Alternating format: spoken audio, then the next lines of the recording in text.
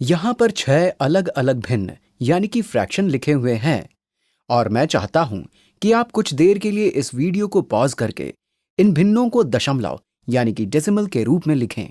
मैं ये मान रहा हूं कि आपने इन्हें हल कर लिया है। आइए इन्हें हल करें। हम जानते हैं कि इस 34/10 को हम 34/10 के रूप में लिख सकते हैं। हम 34 को इस तरह 34.00 भी लिख सकते हैं। तो इसे 10 से विभाजित यानी कि डिवाइड करने पर यह दशमलव एक स्थान बाईं ओर खिसक जाएगा। लेकिन ये जानने के लिए कि दशमलव दाईं ओर लगाना है या बाईं ओर, इसके लिए हमें एक जांच करनी चाहिए। हम यहां 10 से विभाजित यानी कि डिवाइड कर रहे हैं, तो उत्तर छोटी संख्या होगा या बड़ी संख्या? हम इस संख्या को विभाजित कर रहे हैं, इसलिए उत्तर छोटी संख्या होगा। इसलिए दशमलव स्थान को बाईं ओर खिसकाने पर प्राप्त होने वाली संख्या छोटी होगी। इसलिए 34 में दशमलव स्थान को एक स्थान बाईं ओर खिसकाने पर संख्या होगी 3.4।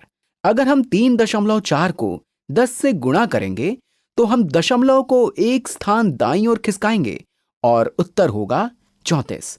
इसलिए 34/10 को दशमलव में बदलने पर उत्तर है 3.4। अगली संख्या है 7/10। हमें इस प्रश्न को भी इसी तरीके से हल करना है। 7/10 को हम 7/10 लिख सकते हैं। इस भिन्न में इस क्षैतिज यानी कि हॉरिजॉन्टल लाइन का मतलब है द्वारा विभाजित। इसे हम 7/10 भी पढ़ सकते हैं। तो 10 से विभाजित करने पर हम दशमलव को एक स्थान बाईं ओर खिसका सकते हैं। दशमलव को एक स्थान बाईं ओर खिसकाने पर यह हो जाएगा 0.7। हम इसे 0.7 लिख सकते हैं, क्योंकि शून्य के बिना केवल दशमलव लगाकर संख्या को लिखना ठीक नहीं है।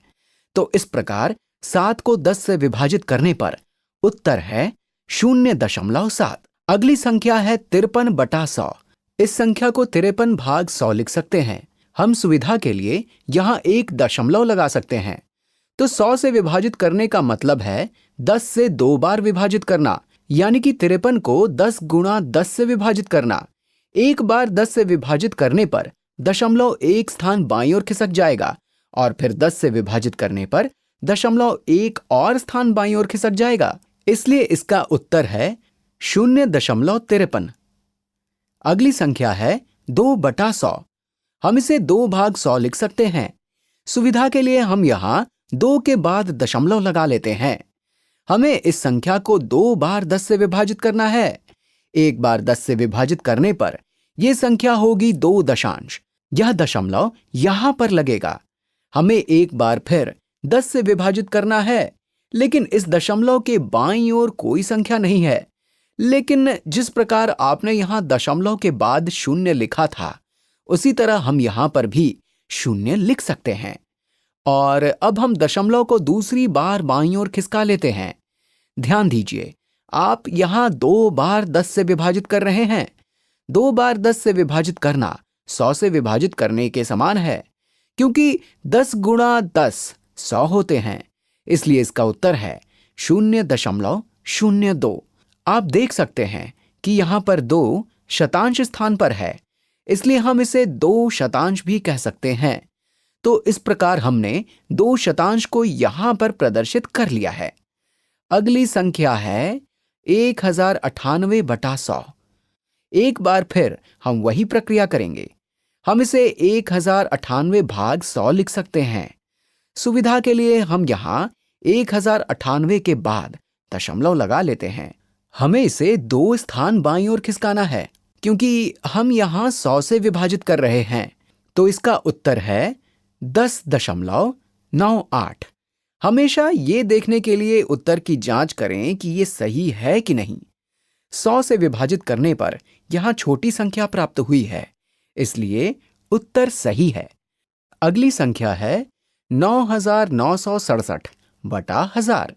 9967 में दशमलव स्थान यहां पर होगा, क्योंकि 1000 से विभाजित करना 10 गुणा 10 गुणा 10 से विभाजित करने के समान है, यानी कि 1000 से विभाजित करना 3 बार 10 से विभाजित करने के समान है।